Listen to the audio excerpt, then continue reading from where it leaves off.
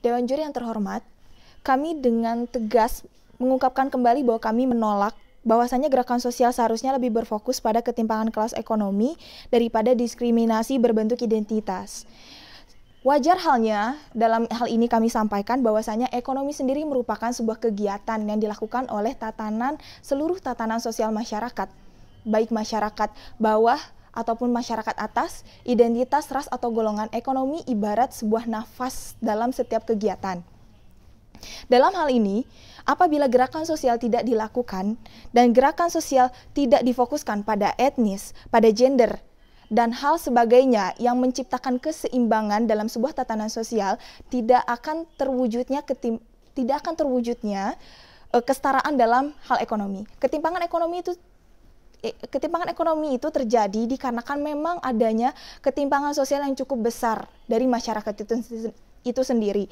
Wajar halnya ketika gerakan sosial tersebut difokuskan terhadap kelas-kelas identitas di situ.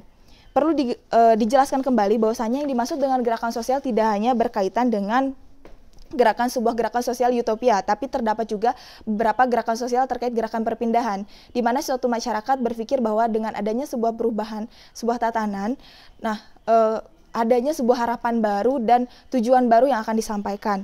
Selanjutnya ada juga gerakan sosial secara refungsi yang menyampaikan bahwa fungsi-fungsi dalam setiap tatanan masyarakat sosial itu difungsikan sebagaimana fungsinya dan diwujudkan sebagai subjek aktif dalam pelaksanaan segala aktivitas, baik ekonomi, sosial maupun budaya. Dalam hal ini, gerakan sosial baik perlawanan, progresif, konservatif, dan regresif mempunyai andil-andil tersendiri dalam setiap langkah pergerakannya, di mana untuk saat ini dapat kita lihat bahwa gerakan sosial bisa kita bilang gerakan sosial dengan berbasis utopia, di mana lingkungan yang mewujudkan adanya kesetaraan subjek aktif dari seluruh lapisan masyarakat difungsikan sesuai, di mana dalam hal ini feminisme, ras, juga ras ataupun suku dan sebagainya menjadi hal yang paling concern dan paling utama. Perlu ditegaskan kembali bahwasanya ekonomi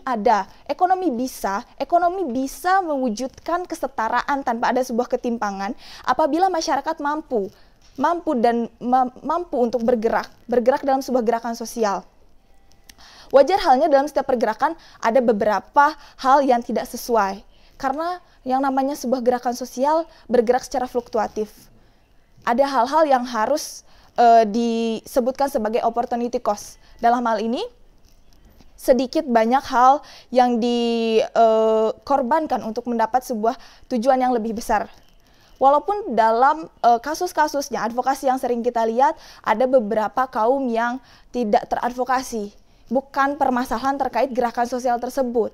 Permasalahannya adalah bagaimana seorang advokat di sana mampu mewujudkan dan menyampaikan suatu kasus tersebut, teori kasus tersebut, sebagaimana mestinya. Tidak ada permasalahan dalam gerakan sosial, karena gerakan sosial merupakan sebuah gerakan yang mendukung kemajuan dalam berbagai aspek, terutama perekonomian.